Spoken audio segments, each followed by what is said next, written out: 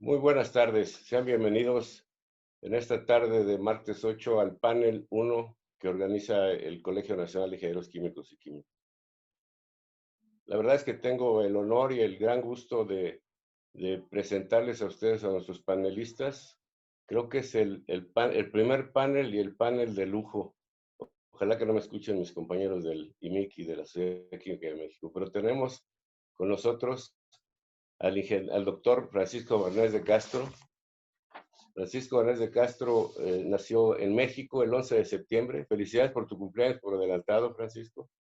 Estudió Ingeniería Química en la Facultad de Química. Fue director de la Facultad de Química. Cuenta con los grados de maestro en ciencias y doctor en Ingeniería Química por las universidades de California, Berkeley, en Estados Unidos. Igual es el único ingeniero químico que yo conozco que ha sido rector de la Universidad Nacional Autónoma de México. Fue funcionario de Secretaría de Energía, en la Dirección Técnica de la División de Petroquímica del Fomento Industrial de Somex, Dirección General de la Industria Paraestatal, Química y Petroquímica, fue director del Instituto Mexicano del Petróleo, estuvo en la Comisión Reguladora de Energía y tiene muchos premios como el Andrés Manuel del Río, el doctor honoris causa del Instituto Nacional de Astrofísica, Óptica y Electrónica y el premio Ingeniero Víctor Márquez Domínguez que da el Instituto Mexicano de Ingenieros Químicos. Bienvenido, Francisco. Muchas gracias por estar con nosotros. Nos acompaña también un paisano y muy querido amigo, el doctor Ramón de la Peña Manrique, que nació ni más ni menos en el cielo, en Saltillo, Coahuila. Él estudió su secundario y bachillerato en el Ateneo Fuentes de Saltillo, que es una escuela de mucha tradición. Y después estudió Ingeniería Química en el Tecnológico de Monterrey y hizo su maestría en la Universidad de Wisconsin en Madison. Trabajó en el Tecnológico y de Estudios Superiores de Monterrey, Campus Monterrey, por 35 años. Ahí fue profesor del Departamento de Ingeniería Química, director del Departamento de Ingeniería Química, director de la División de Ingeniería y Arquitectura, vicerrector del área de enseñanza profesional y de graduados y por 16 años rector del Campus Monterrey. Actualmente rector honorario vitalicio de dicha institución. Se desempeñó también como consultor en el área de investigación y desarrollo en hojalata y lámina. Tiene 6 patentes internacionales. Fue presidente del Instituto Mexicano de Ingenieros Químicos, de la DEMAC, de FOMEC, del Hospital San José. Estuvo en el Instituto Nacional de Educación. Fue secretario de Desarrollo Humano del municipio de Monterrey, rector del Centro de Estudios Universitarios, etc. Pues bienvenido, Ramón, y gracias por acompañarnos. Omití comentar que Francisco no solamente fue presidente del IMIC, sino también fue presidente del CONIC, así que es un doble presidente que tenemos con nosotros. Y finalmente está otro muy buen amigo, el doctor Leonardo Ríos Guerrero. Él nació en la Ciudad de México, estudió en la Facultad de Química, tiene maestría y doctorado en ciencias de la Universidad Claude Bernard de Lyon, Francia. Él es impulsor de la innovación tecnológica. Trabajó en Resistol, fue director productor de tecnología del grupo DESC, director ejecutivo de investigación posgrado del Instituto Mexicano del Petróleo, y como gerente corporativo de Universidad de Desarrollo Tecnológico del Centro de Investigaciones y Desarrollo del CID. Fue director del Centro de Investigación de Seguridad Tecnológica en Cuero y Calzado de León, Guanajuato, y es director adjunto de Desarrollo Tecnológico y Negocios de Innovación en el CONACYT. Es integrante del Consejo Consultivo de Ciencias de la Presidencia de la República. Bienvenido, Leonardo. Pues con estos ingredientes tan ricos en experiencias y todo lo demás, vamos a empezar nuestro panel con una pregunta que espero sea de mucha motivación.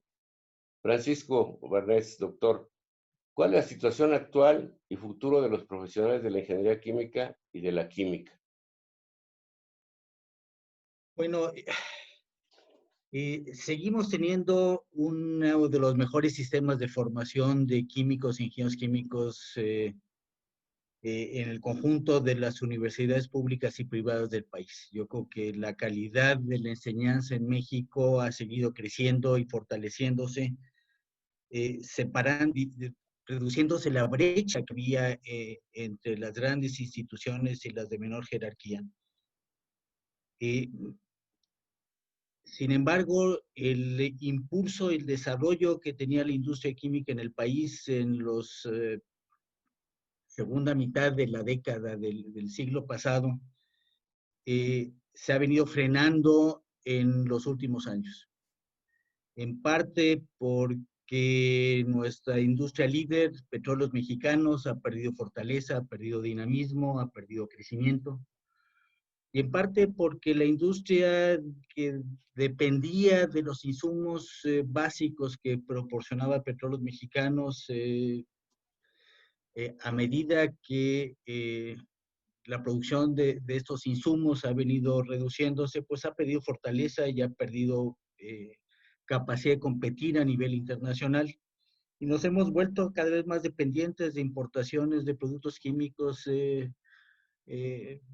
para completar la demanda nacional.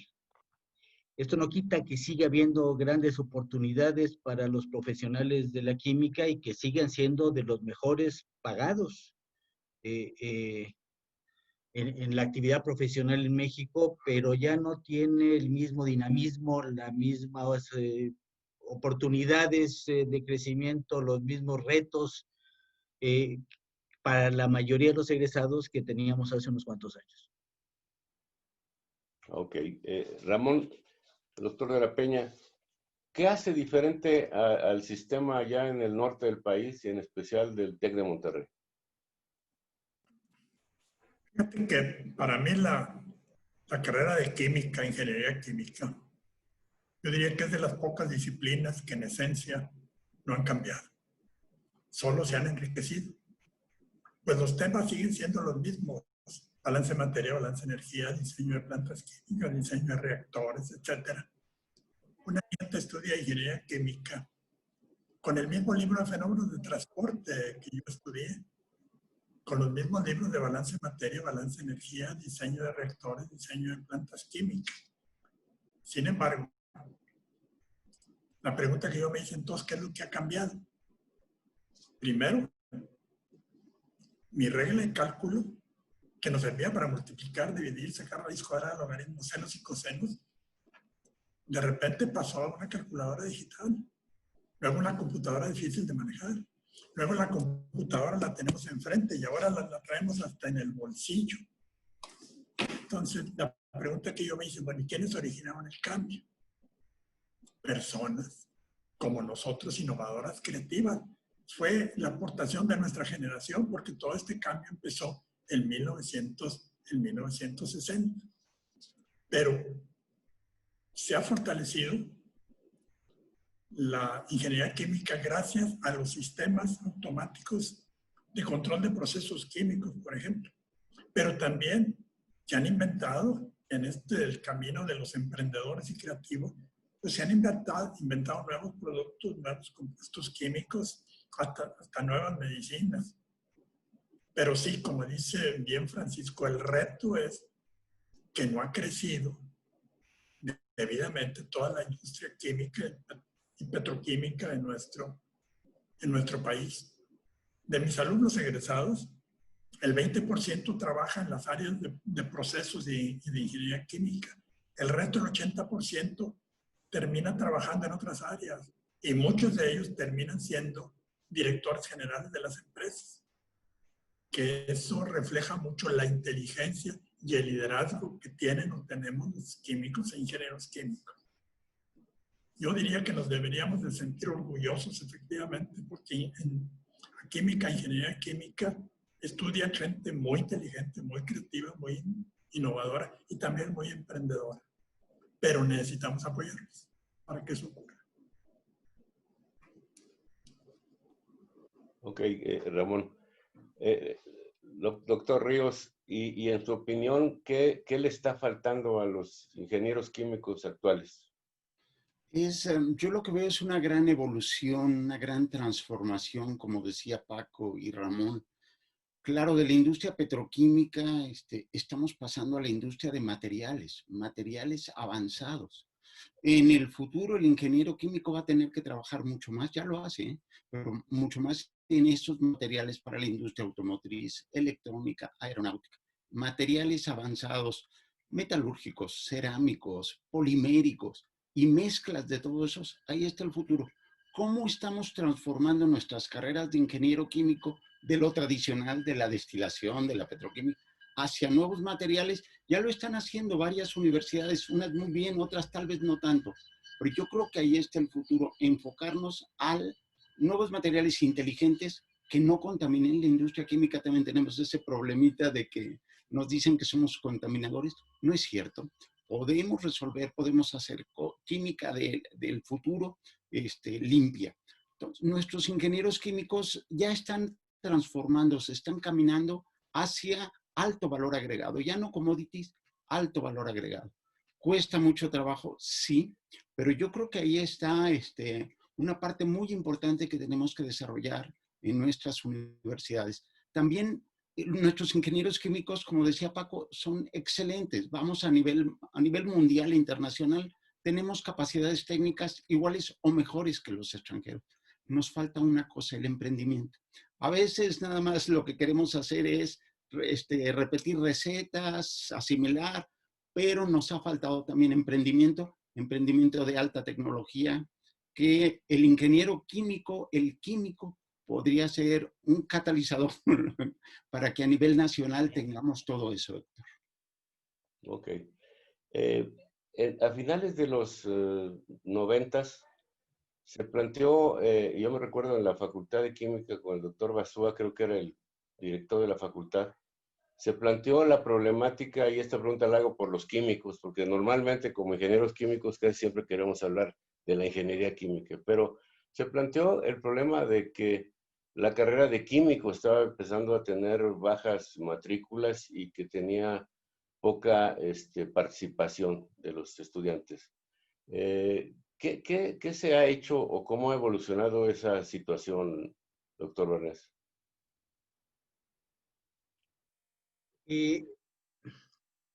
Internacionalmente ha ocurrido problemas similares. La carrera de química es una carrera que tiene una matrícula normalmente menor que la carrera de ingeniería química porque hay más oportunidades para trabajar fuera del ámbito universitario con un título de ingeniero químico que con un título de químico, por lo menos inicialmente. La formación que tiene el ingeniero químico es más amplia para desarrollarse en un ámbito empresarial de la formación que tiene un químico, pero la situación se ha mantenido. La demanda en la carrera de química, por lo menos en la Universidad Nacional, sigue siendo alta y la formación de los químicos en la universidad y en México, en el país, en las instituciones que ofrecen la carrera, es extraordinariamente buena. Nuestros egresados compiten en las mejores condiciones cuando solicitan admisión para estudios de posgrado en el extranjero o cuando terminan en el ámbito industrial trabajando en el desarrollo de nuevos productos, por ejemplo. Sigue siendo una carrera que es demandada, competitiva, dura, requiere muchas horas de estudio, de capacidad de laboratorio, de trabajo. Si quiere hacer una carrera académica, que es una buena parte de la salida de los químicos profesionales, el estudio termina con un postdoctorado, ni siquiera con un doctorado hoy en día. Pero sigue siendo una de las carreras más interesantes y cada vez más ricas en términos de los temas de estudio, de trabajo, de oportunidades para desarrollarse. La cantidad de nuevas moléculas que siguen apareciendo en el planeta, inventados por los químicos, sigue siendo espectacularmente grande, y el entenderlas, manejarlas, diseñarlas, producirlas, requiere una capacidad creciente de los químicos, y sobre todo las áreas de interfaces de nuestras dos carreras con otras profesiones se ha ampliado, como decía Leonardo, enormemente. para los ingenieros químicos, tu frontera natural de traslape de conocimientos era con los químicos y con los ingenieros mecánicos. Y pocas, el Poli se inventó, le digo, el TEC de Monterrey se empezó en México la carrera de ingeniería industrial y entonces eran las áreas naturales de traslape con ingeniería química, pero no había mucho más de ello. En las fronteras con la física, las fronteras con otras áreas de la ingeniería, la frontera con la naciente investigación en ciencia de materiales era más empírica que con en base de modelos, desarrollados por la ciencia y capacidad de entender y modelar desde los fundamentos hasta las aplicaciones finales. Hoy en día todo esto ya ha trascendido y hoy tenemos impresionantes áreas de traslape con la biología, con los alimentos, con la ciencia de materiales, con la física, desde el conocimiento de las interfaces, de la ciencia de los materiales, de los comportamientos de los catalizadores, de los procesos industriales que se utilizan para procesar alimentos. Todo es abierto a los químicos y a los ingenieros químicos, fronteras impresionantes de actividad, donde tenemos fortalezas que no tienen otros profesionales y al mismo tiempo nos obliga a trabajar hombro con los profesionales de otras disciplinas para entender y abordar mejor los problemas que enfrentamos. ¿Cuál sería el siguiente paso para integrar más el trabajo de los ingenieros químicos y los químicos, sobre todo viendo hacia el desarrollo de materiales o nuevos productos en la industria? Yo creo que más que cambiar las carreras es darles mayor flexibilidad en los contenidos, en las áreas de frontera, a los estudiantes en los últimos años de su formación y abrir más opciones multidisciplinarias a nivel de posgrado. Y eso es lo que enriquece la capacidad del estudiante de orientarse hacia las áreas que le llaman más la atención para desarrollarse en los primeros años de su actividad profesional en temas que le motivan más y le entusiasman más y aprendieron más y se prepararon mejor. Esto no quiere decir que se queden ahí de por vida. Como decía Juan Ramón, una de las ventajas que tienen nuestros egresados es que se adaptan fácilmente al cambio, al aprendizaje, a las experiencias para enfrentarse a retos complejos, porque lo que estudiamos son sistemas complejos y esa es una de las fortalezas que tenemos como profesionales. Entendemos mejor, nos enfrentamos mejor a un problema multidimensional, multivariable, que requiere aproximaciones sucesivas para entenderlo, para modelarlo, para controlarlo, y un esquema de aprendizaje continuo. Y eso es una de las fortalezas que tienen nuestros egresados, que les permite evolucionar, y en un mundo donde ya el profesionista tiene que aprender mucho más a lo largo de sus años profesionales de lo que aprendió en la universidad. Esta es una capacidad que afortunadamente tienen nuestros egresados, de seguirse preparando y motivando porque tienen unas bases sólidas que le permite hacerlo con facilidad y cruzar fronteras que antes pues no hubiéramos pensado y concebido que se podían cruzar tan fácilmente. Bueno, Leonardo es uno de los pioneros en cruce de fronteras que tuvimos entre los egresados de la facultad y con enorme éxito.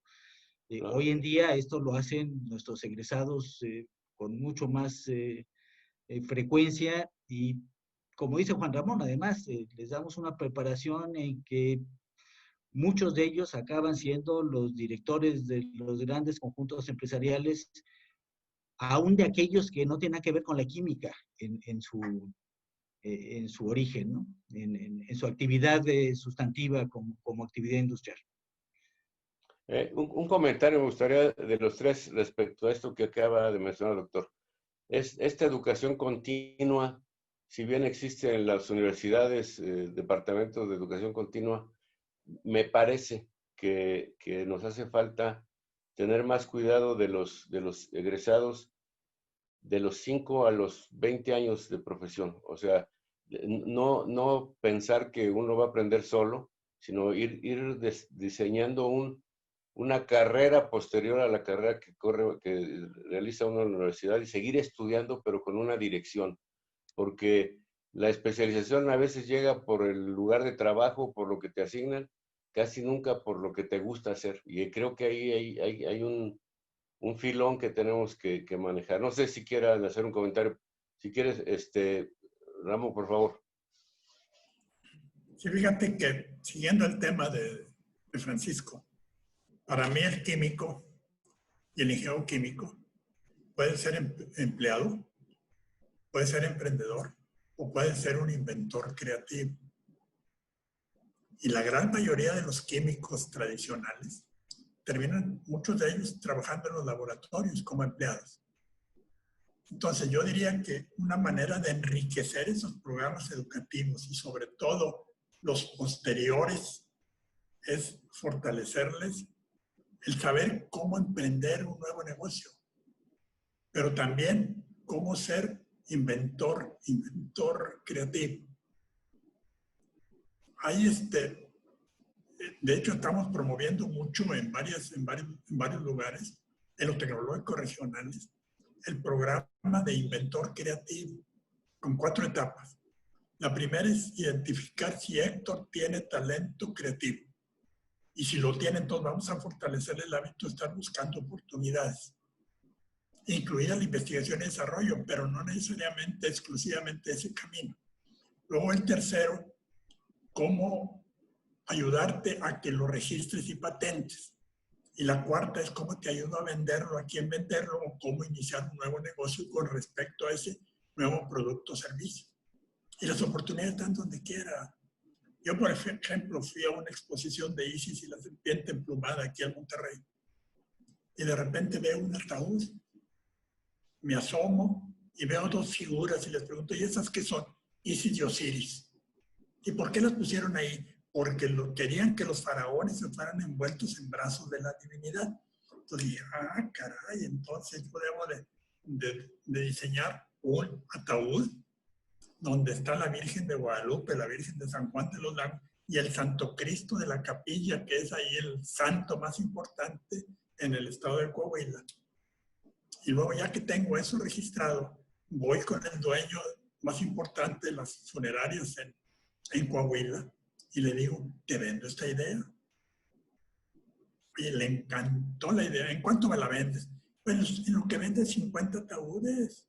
50 ataúdes los vendes en un mes, pero cada ataúd cuesta 30,000 pesos. Entonces 50 por 30 es 1,5 millones de pesos. ¿Cuánto tarda un químico, aún con 5 o 10 años de experiencia, a ganar 1,5 millones de pesos? Suponte que sean 50,000 pesos mensuales, entonces tiene 30 meses para inventar algo más. Porque un químico, un bioquímico puede ser un extraordinario inventor. Como ahorita ante este problema de la comunicación, pues de repente inventaron el Zoom, que lo hizo multimillonario. Y eso sí lo podemos hacer los químicos, ingenieros químicos, definitivamente. Y por eso para mí este tema de los talentos, como bien lo menciona Francisco, es muy importante. Identificar cuáles son mis talentos genéticos para buscar el camino correcto que me haga agradable el trabajo. Porque si efectivamente el trabajo me agrada, o sigo el camino del empleado, pero porque me gusta, o sigo el camino del emprendedor porque me gusta y tengo el talento apropiado, o sigo porque quiero ser inventor. Además de ser empleado, puedo ser inventor tranquilamente.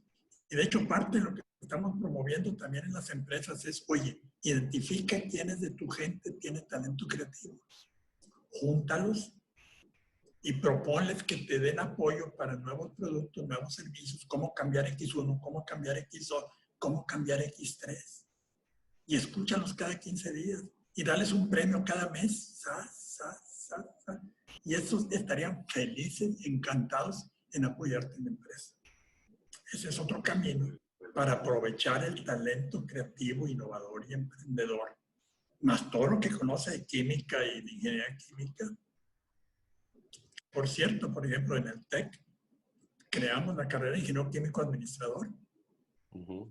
Porque en la carrera de ingeniero químico teníamos 200 alumnos. Cuando creamos el IQA, subieron a 800. ¿Por qué? Porque veían la posibilidad de tener otro camino, el camino administrativo en las empresas. Pero también se puede tener el camino del emprendedor o el camino del inventor. Claro, claro.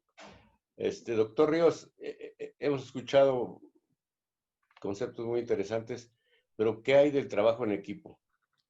Porque creo que un problema grave en nuestro país es que somos muy buenos y casi queremos hacer las cosas solos, ¿no? Pero los trabajos en equipo nos están haciendo falta para poder potenciar lo que queremos hacer, ¿no?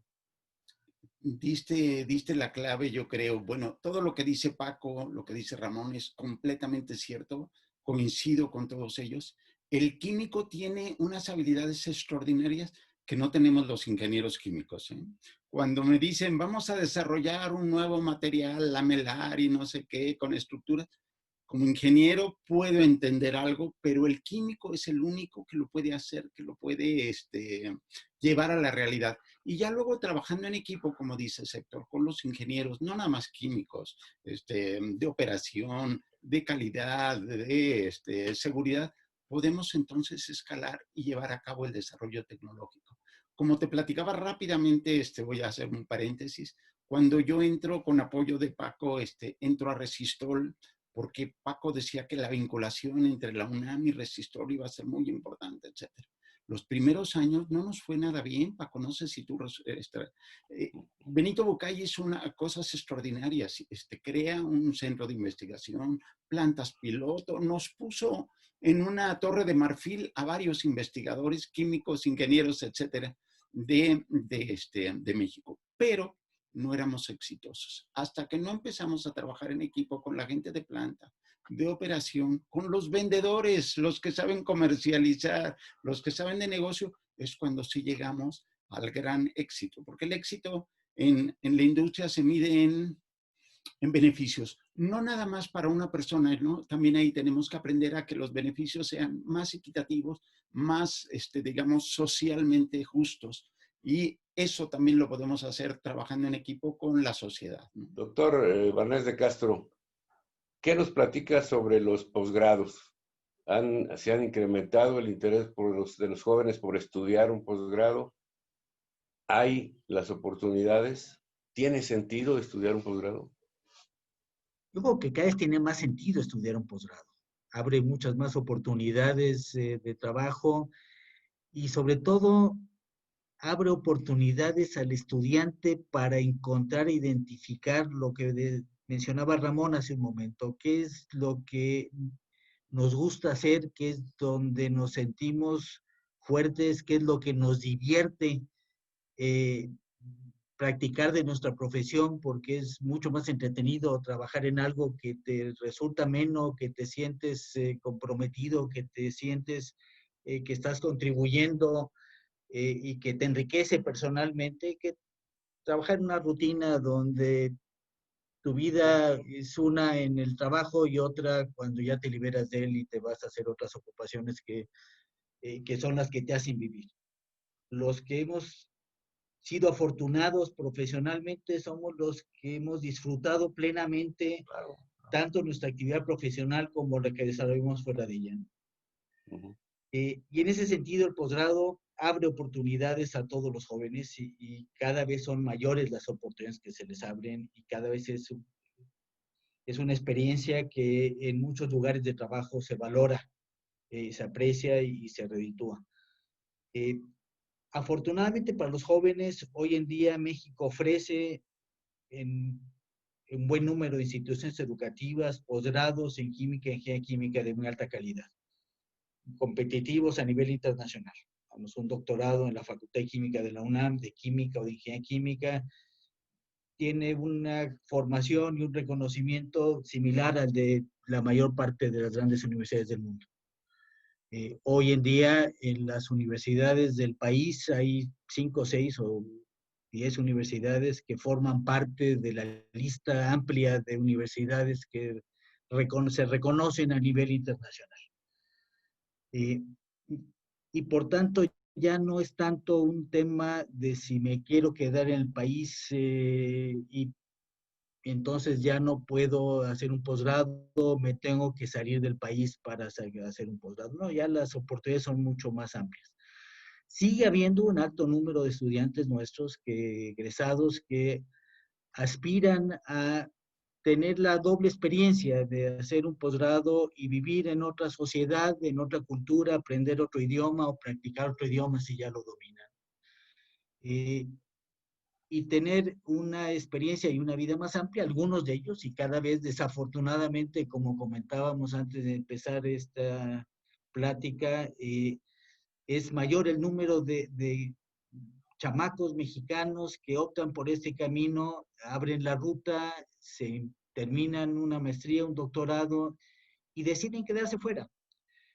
Unos años y regresan a México y otros con una experiencia de vida, encuentran pareja en otro lugar, encuentran trabajo, se sienten cómodos y empiezan a vivir ya no tanto solamente en Estados Unidos como era antes, o quizás España, por la facilidad del idioma. Ya hoy en día nos encontramos egresados mexicanos trabajando en prácticamente cualquier país de Europa, obviamente Estados Unidos y Canadá, en Asia y evidentemente Sudamérica. El mundo se ha achicado para nuestros egresados, no solamente para tener acceso a un programa de posgrado, sino como experiencia de vida. Cuando éramos jóvenes nosotros, bueno, el cambiar de estado era un reto. Y salir a estudiar una carrera fuera de nuestra ciudad natal, a Monterrey o a la Ciudad de México, que eran los dos grandes atractores de jóvenes, pues para nuestra familia y para el estudiante era una decisión trascendental de vida. Hoy en día los jóvenes lo toman una y otra vez cuando deciden irse a hacer un posgrado a Alemania, tomar una oportunidad de trabajo en Noruega, o acabar en una experiencia en Corea o en Hong Kong. Y tengo casos y conocidos que han hecho cada una de estas, han tomado experiencias de este tipo. Entonces, sí, efectivamente hoy para los chicos jóvenes el mundo de oportunidades es más amplio que el que tuvimos nosotros. Afortunadamente, nos duele a los padres de familia que educamos a nuestros hijos a volar y cuando agarran vuelo y toman distancia, pues nos duele la lejanía, pero al mismo tiempo nos sentimos muy afortunados de que efectivamente nos tomaron la palabra y están volando alto. Ramón de la Peña, ¿qué lo motivó a hacer su posgrado? ¿Y usted seguiría recomendando a sus alumnos hacer posgrados? Fíjese que hubo dos cosas que cambiaron radicalmente mi visión de futuro. Yo estudié mi escuela primaria en la Escuela Rural Federal Venustiano Carranza, en San Antonio de las Alazanas. Ahí le estudié. Pero después mi mamá, torciéndole el brazo a mi papá, pues nos llevó a Saltillo. Y lo que hizo mi mamá llegando a Saltillo fue ponernos un profesor de inglés, lunes, miércoles y viernes, para que aprendiéramos inglés, porque era muy importante. No sé cómo adquirió esa idea, pero dijo, adelante. Pero curiosamente eso me permitió el segundo esquema transformador, porque terminando yo en el Ateneo Fuente, fui invitado como el primer alumno de intercambio entre Saltillo y Helena, Montana. Me pasé un año en Estados Unidos. Fortaleció mucho mi confianza porque dije, oiga, yo puedo igual o mejor que los gringos ahí de Montana. Y había también muchachos de Japón y de China. Yo dije, yo puedo igual o mejor que ellos. Por eso cuando regresé a Saltillo, mi papá me preguntó, Ramón, ¿qué quieres estudiar? Pues ingeniería química, le dije, desde luego. ¿Por qué? Porque la única carrera en Saltillo era de químico, ¿te acuerdas? Y pegado al Ateneo Fuente. Y dije, yo ya no quiero seguir en Saltillo, ahora quiero estudiar fuera. Y me dijo, ¿y qué opciones tienes? Pues tengo 3 opciones. Ya estoy admitido en la Universidad de Montana. Me puedo ir a estudiar al Politécnico o a la UNAM. Allá estudiaron, en el Politécnico estudiaron 3 hermanos de mi mamá. O me puedo ir a Monterrey. Con su sabiduría como agricultor me dijo, mira, si te vas a Estados Unidos te vamos a perder para siempre. Si te vas a México te van a echar a perder las muchachas, así que vete a Monterrey. No, está bien, me voy a Monterrey. ¿Qué opciones tienes? Pues ahí tengo 2 opciones, o la Universidad de Nuevo León o el TEC de Monterrey. ¿Cuánto cuesta el TEC? En ese tiempo costaba 3,000 pesos por semestre. Dijo, 3,000 pesos. 3 toneladas de trigo, no hay problema, váyanse a estudiar al TEC. Y por eso entré al TEC, que fue la primera universidad, escuela particular donde yo estudié. Y ahí lo terminé. Pero después, yo estudié ingeniero químico porque dije, jamás quiero ser profesor. Yo quiero ser alguien que trabaje en industria química, petroquímica, metal, mecánica.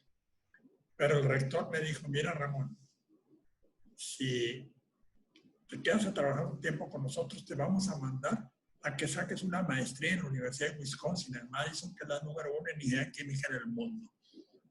Le dije, claro que sí, ingeniero. Y al quedarme me encantó. Pero también me di cuenta que la capacitación en la maestría me dio otros conocimientos apropiados y una relación muy estrecha con la Universidad de Wisconsin. Y yo por eso sí, efectivamente, a los jóvenes les recomiendo, como bien lo hace Francisco, que sigan estudiando una maestría o que estudien un doctorado en aquellas áreas que más les gustan. Yo, por ejemplo, cuando tomé mi prueba de talentos, me di cuenta que una de las áreas importantes para mí era planeación, creatividad y emprendedurismo. Entonces dije, caray, me hubiera encantado tomar una maestría que incluyera el tema de innovación, creatividad, de emprendedurismo y de planeación estratégica. Pero curiosamente, como actué como profesor, esas fueron las áreas que me gustaron hacer en el TEC. Mi conexión con hojalata y lámina. Yo inicié el programa Emprendedor y me volví profesor en planeación estratégica sin jamás haber estudiado formalmente planeación estratégica. Como ven, a veces encontramos nuestro camino, nuestro destino en el camino que queremos evitar. Pero sí, mi recomendación nuevamente para los muchachos, estudien. Y segundo, vean el futuro con esperanza. El futuro no está creado para nadie. Si ustedes me hubieran visto salir de esa escuela rural federal Venustiano Carranza en 1952-53, alguno de ustedes hubiera dicho, ahí ve el futuro rector del TEC de Monterrey. Ninguno. Lo pude lograr porque con el apoyo de mi papá, de mi mamá, de mis profesores en primaria, secundaria y bachillerato profesional y el apoyo que recibí del rector del TEC de Monterrey, que por cierto se graduó en la UNAM, el ingeniero Fernando García Roel. Un extraordinario rector en el tecnológico por 25 años. Está muy bien, Ramón. Gracias. Leonardo, doctor Ríos, ¿cuál fue la motivación y por qué Europa para estudiar? Porque los otros 2 doctores estudiaron en los Estados Unidos, pero usted y yo estudiamos en Europa. ¿Usted por qué le gustó Europa? Mira, en la Facultad de Química había un doctor, seguramente recuerdas, Paco, Martín Hernández Luna. Sí, ¿cómo no? Fue de los primeros en estudiar catálisis en Francia. Y él fue el que me dijo, no, ¿cómo que te vas a ir a Minnesota? No, hace mucho frío. vete a Francia y pues le tomé la palabra con apoyo de Paco, de todo el mundo y ahí me fui a Francia súper feliz. ¿Eh? Es un proceso diferente, metodologías diferentes, menos recursos que los americanos, pero bueno, hacen también mucha innovación los francesitos. Uh-huh. ¿Y qué opina de los posgrados? ¿Usted los recomendaría para sus estudiantes o conocidos? Mira, normalmente el posgrado es para hacer innovación, para hacer desarrollo tecnológico. Aquí en México el posgrado es para hacer una carrera universitaria, pero eso es lo contrario. En el mundo es lo contrario. ¿Eh? La mayoría de los ingenieros químicos o gente con doctorado están trabajando en la industria. México tendrá que llegar a algún momento a ese cambio, pero ellos están haciendo el doctorado porque quieren hacer cosas nuevas, innovar, emprender, entre otras cosas. Entonces, sí, hacer un doctorado en el extranjero es muy importante, pero va a llevar un poco más de tiempo en México el lograr que la industria haga realmente desarrollo tecnológico, innovación. Qué bueno que ya hay emprendimiento tradicional, pero emprendimiento de alta tecnología cuesta mucho trabajo. Y tenemos que aprender a hacer eso. Y emprendimiento de alta tecnología, nuevos materiales inteligentes, etcétera, requiere maestrías, requiere doctorados. Bueno, ya que tocamos el tema de desarrollo tecnológico, ¿por qué no empezamos por usted, doctor? ¿Cuál es la situación de desarrollo tecnológico en el país y qué papel va a jugar en el futuro si queremos ser un país mejor o más desarrollado? Mira, el desarrollo tecnológico es esencial para cualquier país. Nuevos materiales, nuevos procesos, electrónica, automotriz, lo que tú quieras, necesita innovación en la industria. La innovación a veces no se entiende que si no está la industria, no es innovación. Son buenas ideas en un laboratorio y descubrimientos, pero no es innovación. Llevarlo a la práctica y hacer que sea un éxito comercial, eso sí es innovación. Lo tiene que hacer la industria, forzosamente, queramos o no, es la industria la que tiene que aprender a hacerlo. Ahora, en Monterrey, en la región ahí de Coahuila, en Nuevo León, ya hay muchas empresas emprendedoras en automotriz, en electrónica, en alimentos. Tenemos que seguir fomentando la vinculación de la academia con la empresa. Esos programas que alguna vez existieron, Paco, de vinculación y de apoyar la colaboración, la triple hélice que se conoce, ¿no? Industria, gobierno y universidad, que trabajen juntos, son esenciales. Tenemos que impulsarlos. En México ya vamos, antes era tal vez el 2%, el 5% de la inversión era privada y la mayoría era del gobierno. Ahora ya hay un 30, 40% que viene de las empresas, pero tiene que llegar al 80%, yo diría mínimo, que se haga de la inversión en ciencia y tecnología empresarial. De la otra manera, no vamos a poder. Ahora, sí hay que ayudar, las universidades tienen que ser emprendedoras, tenemos que tener mejores científicos que sepan trabajar con las empresas, en fin. Yo creo que es un camino largo, pero lo tenemos que atender. Mientras nuestros estudiantes están sufriendo, Héctor. Bueno, lo veo en mi familia, mis hijos han estudiado doctorados, muchos no están en México, ni modo, volaron, como decía Paco, pero y trataron de conseguir empleos en México. El empleo cuesta mucho trabajo, las universidades están muy restringidas para darte plazas y la industria todavía no contrata como debería maestros y doctores. Tenemos que impulsarlo, hay que fomentar que las industrias contraten maestros y doctores. Lo que platicábamos, Paco, mucho tiempo, que las industrias tengan sus centros de investigación, que hagan su desarrollo tecnológico, pero esto tienes que ayudar, darles un empujoncito para que siga creciendo. ¿Puede darnos un ejemplo que usted haya vivido, en el que haya colaborado de desarrollo tecnológico en Industria Resistol o en el Grupo DESCO, algunas cosas así por el estilo? Mira, déjame pensar, un par de ejemplos rápidamente. Recuerdo que alguna vez estamos desarrollando materiales impermeabilizantes, acritón, Pester, y había mucha gente en México que me decían, Leonardo, es imposible que tu grupo, aunque tengas a la universidad, aunque tengas colaboración, es imposible que vayamos a competir con BASF, con Henkel. En Alemania ellos tienen más recursos, muchos más investigadores, llevan años haciendo estos impermeabilizantes que son maravillosos. Ustedes no pueden. Bueno, en algunos meses trabajamos, hubo apoyo de directivos muy visionarios en Resistol y logramos hacer tecnologías de impermeabilizantes como las mejores del mundo. Materiales funcionales, reactivos, tiene que estar el material de tal manera que penetren las gotas y luego se vuelva duro y se vuelva impermeable. Un poquito de química, un poquito de química analítica, un poco de procesos y lo logramos hacer. Otro ejemplo que me gustó mucho es cuando Monsanto Chemicals, porque Resistol tenía una alianza con Monsanto, Paco, te acordarás de eso. Y Monsanto Chemicals decide salirse del mercado. Dijo, mira, los materiales, los polímeros, los adhesivos, los plásticos ya no me interesan, me voy a la biotecnología. Te recomiendo, Resistol, que vendamos junto todo lo que sea nuestra alianza, porque ya no vas a tener el apoyo tecnológico de nosotros. Y fue una decisión interesante en DESC, decir, puedo seguir solo, porque ya no va a estar mi aliado, el que me daba todo, la tecnología, etcétera. Monsanto Chemical se sale. Esto era a principios de los 90, Héctor. Muchos negocios, muchos millones de dólares que dependían de esa tecnología. Y con acuerdo con Bucay, Enrique Ochoa, por cierto, Leopoldo Rodríguez, se logró hacer una alianza y logramos desarrollar esas tecnologías. Soportamos todas las tecnologías que traía Monsanto con nuestro grupo y no nada más las soportamos, las innovamos, las mejoramos.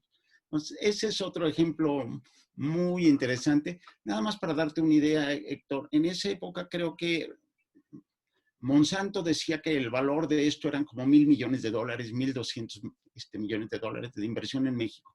Decía, si te dan 20 o 40, tómalos porque te quedas sin tecnología. Y bueno, lo que hizo Resistol es pagar esos 40 millones de dólares y quedarse con toda la tecnología de Monsanto, con todo el negocio, pero soportado en esos grupos, Paco, que habíamos formado en los 80s, en los 90, 10, 15 investigadores con doctorado y mucha colaboración con las universidades. Entonces, creo que ese es otro buen ejemplo. Y simplemente termino diciendo que nuestras tecnologías, todo eran materiales, materiales avanzados. Resistol también a veces no confiaba tanto en nosotros, ¿eh? Es increíble. Y nos decía, bueno, es que ustedes no son tan buenos, pero si ustedes logran posicionar sus desarrollos tecnológicos fuera de México, háganlo. Ustedes son libres. Y empezamos a escribir y escribimos a España, a Brasil, a Canadá, y que nos empiezan a comprar las tecnologías, Héctor. Quiere decir que lo que estábamos desarrollando en México era muy importante y le interesó a empresas de escala internacional. 1 o 2 años después, ya es finales de los 90, ya Resistol dijo, no, ya no pueden vender fuera. Todo lo que hagan va a ser para nosotros porque lo están haciendo muy bien. Entonces, es un trabajo en equipo. Había químicos muy buenos ahí de la facultad, Paco, había ingenieros, pero trabajábamos siempre con comercial. Desafortunadamente no, ahora te digo que desafortunadamente el líder del proyecto siempre fue un director comercial. No fuimos nosotros como los directores técnicos los que desarrollamos, inventamos. Sí lo desarrollamos, lo inventamos, pero la orientación siempre fue comercial. Y bueno, fue un gran éxito. Tuvo algunos problemitas, déjenme mencionarlos ahora. Hicimos unos desarrollos, yo creo, espectaculares en catalizadores. Otro ejemplo, rapidísimo. Una planta de poliestireno que ya no era negocio. Decían, no, ya no es negocio. Hay otras plantas más grandes en el mundo que son mucho más negocios. Es un commodity el poliestireno. No hay manera, hay que cerrarla porque lo que necesitamos es reducir costos. El costo viene de la materia prima, el estireno. No lo podemos reducir, cierren. Y hay un investigador, bueno, varios investigadores del grupo, algunos de Saltillo, del SICA, por cierto, y te queda cerca, el SICA Enrique Saldívar, entre otros, dijeron, oigan, pues con la misma planta podemos producir el doble. Se quedaron, ¿pero cómo? Pues utilizamos un catalizador bifuncional, vamos a ir 2 veces más rápido, etc. No produjimos el roble, pero sí 20, 30% más.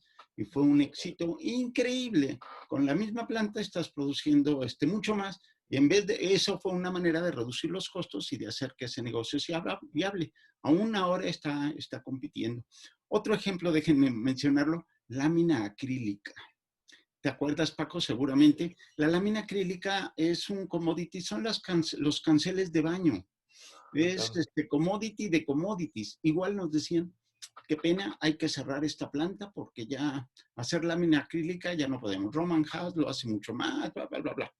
Bueno, pues esa lámina acrílica la innovamos e hicimos que fuera resistente al impacto, incluso resistente a bala. Y esa fue una tecnología sensacional. Terminó el negocio vendiéndose a los brasileños, pero ganaron muchos millones de dólares. En vez de cerrar y tener que pagar a la gente porque estábamos cerrando un negocio, al hacer especialidades en vez de commodity, se recuperó muchos millones de dólares. Déjenme mencionar el problema principal que tuvimos. Siempre fuimos como gatitos de Angora. Los beneficios, todo quedaba en la compañía y a los investigadores nos daban un peso por cada patente, etcétera.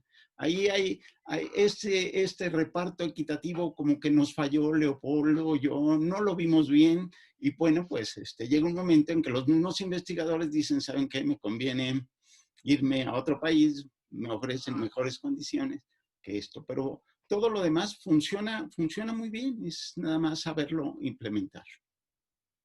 Eso es. Francisco, ¿cuál es el papel del gobierno en turno con respecto al desarrollo tecnológico del país?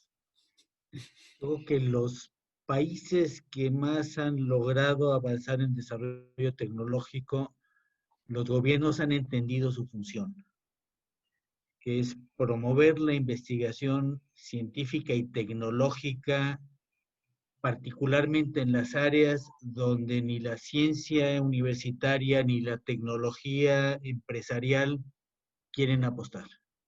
Es precisamente en esas áreas de interfase donde se está buscando oportunidades en el mercado para desarrollos de laboratorio o más frecuentemente, como dice Leonardo, problemas comerciales que requerirían podrían tener un mejor posicionamiento si tienen una mejora tecnológica. Esas fronteras normalmente se cierran más fácilmente cuando hay un gobierno que tiene una visión y está dispuesto a invertir precisamente a fondo perdido en esas áreas donde nadie captura el beneficio hasta que no existe. Y el gobierno no pretende quedarse con ese beneficio una vez que se da. Y también, y hay que decirlo, aquellos países que identifican cuáles son sus grandes problemas económicos y sociales donde le toca al Estado tomar decisiones e invierte en desarrollo tecnológico. En las grandes potencias, pues con fines militares, fundamentalmente, pero en muchos otros casos son simplemente en áreas de salud, en caso de México, pues invertimos y desarrollamos, impulsamos tecnología a través del Instituto Mexicano del Petróleo para petróleos mexicanos, no con la fuerza y la magnitud que deberíamos por la falta de visión tanto de Pemex como del instituto a veces, como del propio Estado mexicano para no propiciar más el uso de tecnologías nacionales. Se ha dado en el sector eléctrico, pero se ha dado también en otras áreas de la actividad en casos concretos donde las inversiones propiciadas por CONACYT dieron lugar a acercamientos entre sectores académicos y sectores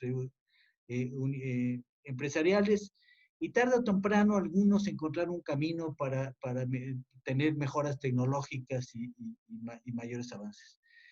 Desafortunadamente no hemos sido ni consistentes a lo largo del tiempo en política pública, ni en los temas, ni en los programas, ni en los esquemas que pudieran haber resultado más exitosos. y hemos dado bandazos, a veces con más éxito y a veces con menos éxito, y no nos contamos entre los países que tienen una política pública más afortunada en el impulso de la ciencia y tecnología y sobre todo para el desarrollo tecnológico. Entonces, Ramón de la Peña, ¿no será que el gobierno no está entendiendo o valorando el talento del pueblo? O sea, y me voy a la imagen del niño en la ranchería saliendo de la escuela que nos platicaste, porque en realidad somos gente, vamos a decir, sencilla, no somos ni fifís, ni somos gente elitista que porque estudió en el extranjero se sienta más que los demás, sino simplemente es tratar de buscar ese talento a los mexicanos y que el gobierno lo impulse.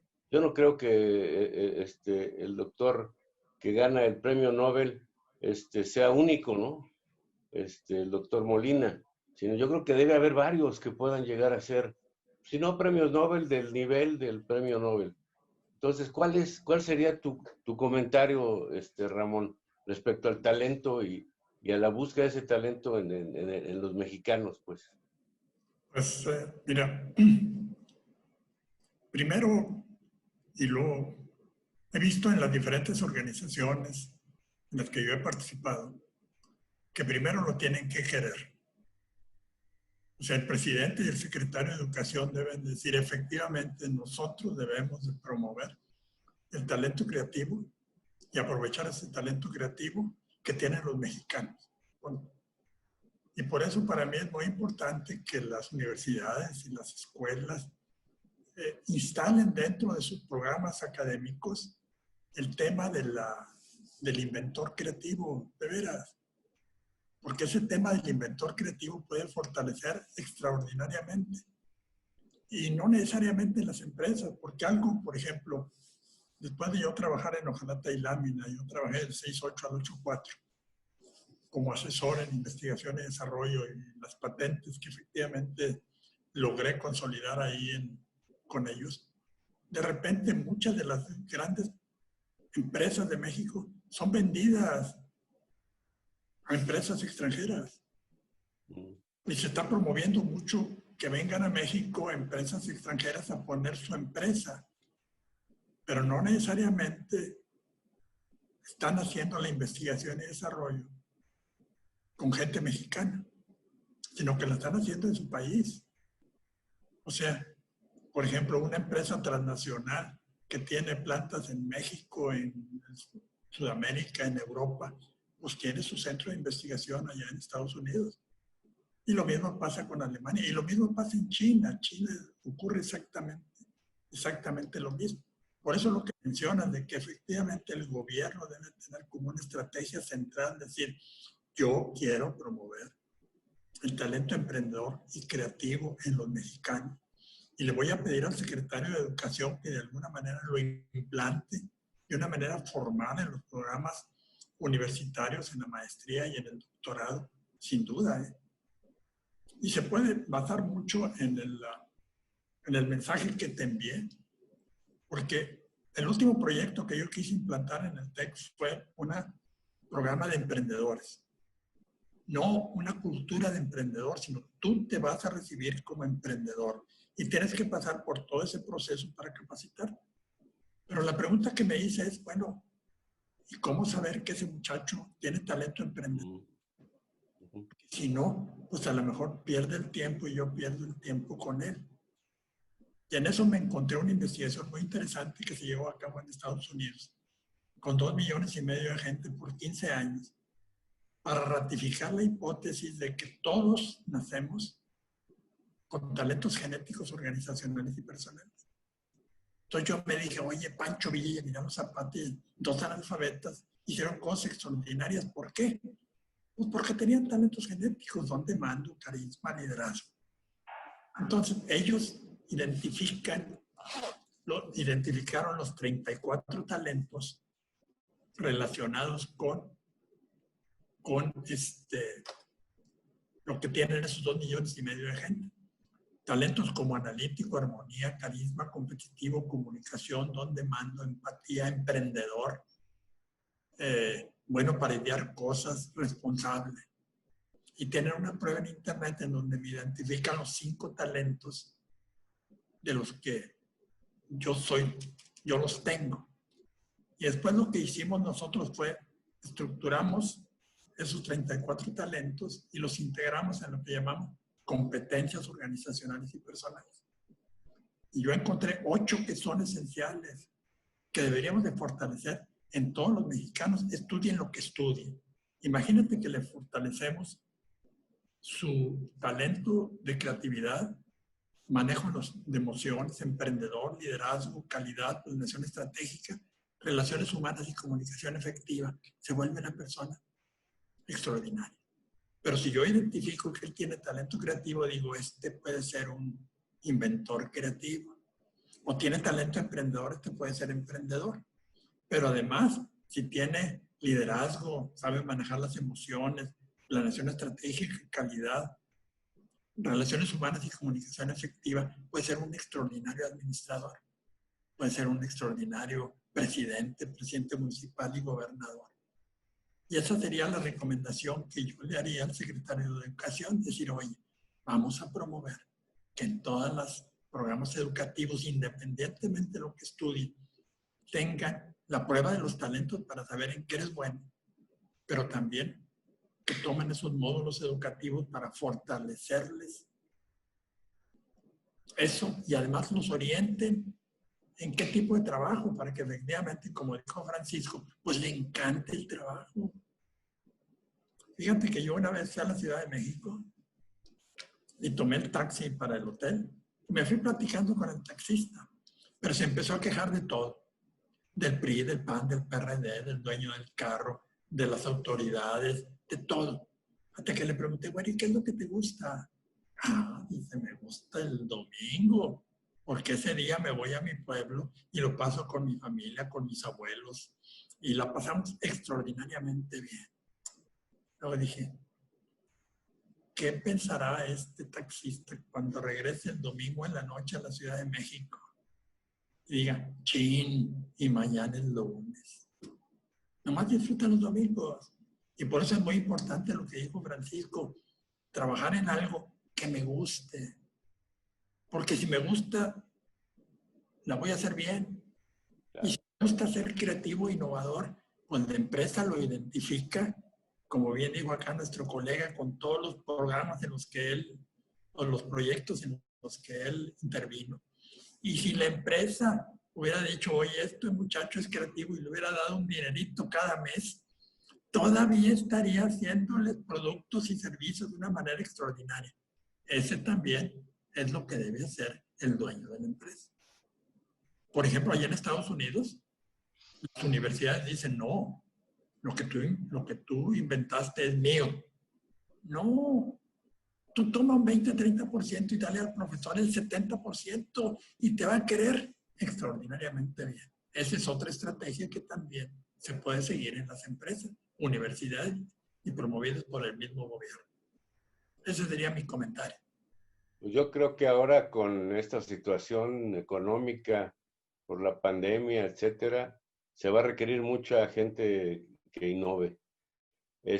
Por último, me gustaría un comentario de cada uno de ustedes, digamos, optimista hacia el futuro. Empezamos con don Francisco Barnés. Yo creo que a lo largo de la vida hemos visto que los tropiezos suelen ser transitorios y que aprendemos a reponernos y a reconstruir por delante un escenario mejor. Eso creo que aplica a las familias, aplica a las universidades y aplica a las naciones. Creo que estamos en un proceso donde hay riesgos grandes y también oportunidades, y creo que con la capacidad que tenemos todos podemos identificar cuáles son estas oportunidades y luchar por tener un México mejor y un mundo mejor en el que se desarrollen nuestros hijos y nuestros estudiantes a nivel o sea, para los que hemos dedicado nuestra mayor parte de nuestra vida la educación. Y transmitir esta capacidad, este optimismo, este esfuerzo por encontrar la forma en que cada uno puede y debe encontrar lo mejor para sí mismo, para tener una vida de compromiso con el trabajo, con la sociedad, con la familia, con el país, porque nos sentimos bien haciendo lo que hacemos. Es la contribución mejor que podemos hacer para educar a nuestros estudiantes y para educar a los jóvenes a enfrentar un mundo cada vez más complejo y cada vez con más riesgos, pero también con más oportunidades. Muchas gracias, Francisco. Doctor Ríos, su comentario, por favor. Yo quisiera, bueno, hablar de buenas prácticas, de éxitos que ha tenido, sobre todo el CONACYT. Hubo un programa donde fortalecían que maestros y doctores fueran a la industria. Se ofreció una beca, el primer año la pagaba el CONACYT, segundo año intermedio, tercer año ya la empresa contrataba a estos muchachos. Fue un programa súper exitoso. Se crearon centros de investigación con gente de muchos conocimientos en muchas empresas. Ese programa ojalá lo reforzáramos, porque es una triple hélice donde el gobierno está favoreciendo que la industria haga desarrollo tecnológico y lo vinculas con la universidad. Entonces empiezas a mover todo la triple hélice que es tan importante. Entonces creo que este tipo de programas deberían seguir adelante y además reforzando la colaboración, reforzando lo que ustedes gusten, ¿no? Que las tesis fueran, lo hacen mucho en Monterrey, no tanto fuera, que la tesis de maestría y doctorado se haga en la industria, que los profesores universitarios vayan y tengan estancias de algunos meses en industria. Creo que ese tipo de caminos no van a ser muy costosos, son muy importantes. México, no recuerdo, debe de estar como en 3,500, no sé bien, el número de doctores al año. No hay 3,500 plazas nuevas para doctores. Si las creamos en las universidades, es posible que entonces sí, la creamos en la industria. Las industrias pueden absorber no 3,500 doctores al año, pueden absorber mucho más y logramos un pequeño impulso hacia la innovación, desarrollo tecnológico en la empresa, vinculación. Y estos que mencionaba Ramón, ¿cómo le llamas? Investigadores, innovadores, van a estar felices de estar ahí colaborando. Va a haber algunos que digan, no, yo prefiero quedarme en la universidad, profundizar en mi tema, pero esos súper especialistas después colaboran con los que ya están en la industria y se va haciendo ese círculo cada vez más grande. Ese sería mi comentario, Muchas gracias, doctor. Por último, Ramón, danos un mensaje optimista para el futuro, tu visión. Pues yo diría que les recomendaría a todos que vean el futuro con esperanza, definitivamente, porque todo problema presenta oportunidades. Ahorita con la pandemia, pues presentó oportunidades. Yo veo que hubo aquí mucha gente de Monterrey que dijo, déjame producir gel antibacterial. Claro. Y déjame producir cubrebocas. Y cuando me di cuenta que el gel antibacterial me secaba las manos, dije, déjame ponerle crema. Claro. Al 70% de gel antibacterial y 30% de crema. Y aquí está. Y me protege las manos, pero además no me seca las manos. Y claro, me lo pongo también aquí en la cara y en la barba y en todo lo demás. Funciona extraordinariamente bien. Ese para mí es lo del inventor creativo. Pero yo les diría también a los jóvenes que tienen que tomar dentro de su planeación estratégica personal las acciones necesarias para llegar a ser adulto mayor en plenitud. Así como nuestro colega Francisco, nuestro otro colega, es más, le recomendaría a Gabriela, que es la que nos está apoyando aquí en la transmisión de vía Zoom, que haga lo necesario para pensar, yo quiero llegar a ser adulta mayor en plenitud, con salud física, salud emocional, salud mental, hay que hacer ejercicio mental también, salud económica y una excelente relación con la familia y con los amigos. Fíjate que se llevó a cabo una investigación muy interesante en la Universidad de Harvard por 75 años con 2 grupos de muchachos, los ricos ricos y los pobres pobres. Y les preguntaban cada 2 años, ¿qué es lo que te hace feliz? Los muchachos decían, lo que me hace feliz es ganar mucho dinero, llegar a ser el mero director de la empresa, llegar a ser gobernador, llegar a ser presidente de los Estados Unidos. Uno de ellos fue presidente, otros ricos, otros medio ricos, otros pobres, súper pobres. Pero la gran conclusión después de 75 años es lo que te hace feliz es la relación con la familia y con los amigos. Punto. Y si no lo eres, te vas a morir más joven. O bien viene ese malvado médico alemán y que apague el cerebro para que ya no siga sufriendo. Entonces, esa sería mi recomendación para los jóvenes, además de hacer lo necesario para que el éxito está muy asociado con una palabra que yo le llamo confianza. Confianza en mí mismo y que los demás me tengan confianza. ¿Por qué voy con un determinado médico? Porque le tengo confianza. ¿Por qué mando a mis hijos a la UNAM? Porque le tengo confianza. ¿O por qué los mando al TEC? Porque les tengo confianza. Entonces, tienen también que investigar cuáles son los factores clave para que me tengan confianza. Entonces, yo les digo, básicamente son 3. Primero, saber y saber hacer. 2, ser responsable, honesto y veraz. ¿Quién quiere un yerno que sea mentiroso, sinvergüenza y mentiroso? Pues nadie. ¿Quién quiere un colaborador así? Tampoco. Entonces, si yo fortalezco esos hábitos de comportamiento y si además tengo salud física, mental y emocional, me vuelvo una persona que me van a tener confianza y le va a ir bien en la vida independientemente de los problemas y de las situaciones que existan. Así que sí, vean el futuro con esperanza, pero sobre todo ahora cuídense mucho y quiéranse mucho. Eso es todo. Y muchas gracias por la invitación y me encantó saber a mis colegas, tanto del CONIC como del IMIC también. Ahí fuimos. Pues todos somos IMIC y CONIC algunos. Sí, que curiosamente para mí fue extraordinario porque nos permitió integrar ingenieros químicos de Monterrey, del TEC, de la Universidad Autónoma de Nuevo León, de la UNAM, del POLI, de la Universidad Autónoma de Zacatecas, y nos hicimos amigos. Claro. Todos. Claro. El trabajo en equipo. Muy bien. Gracias. Francisco, pues muchísimas gracias por tu colaboración. Te agradecemos mucho tu tiempo y tu disposición para apoyarnos en este panel.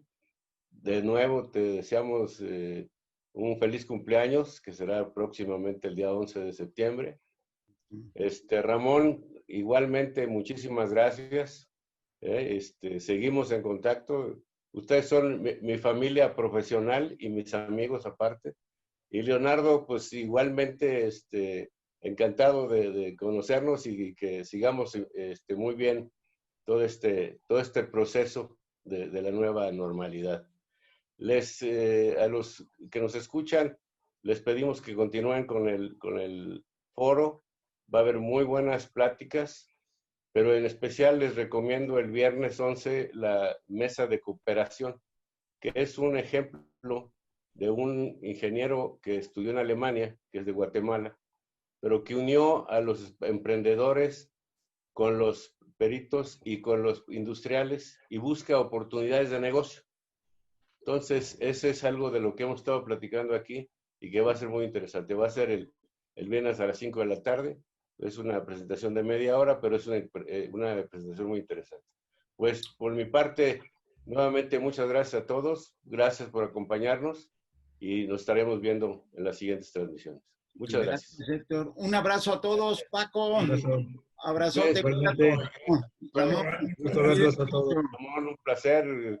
Paco, como siempre, y Leonardo, qué buenos ejemplos. Muchas gracias. Y a Gabriela